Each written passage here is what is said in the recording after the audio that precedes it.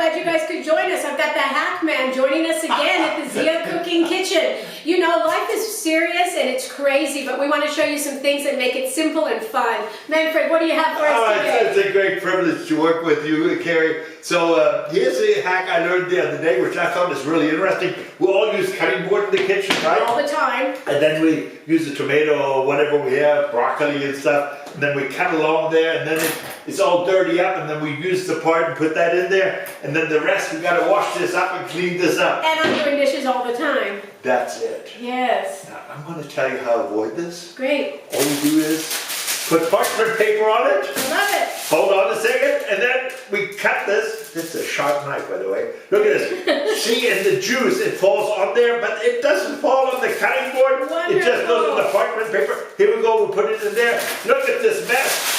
Not a problem. Carrie, gotta go. See ya.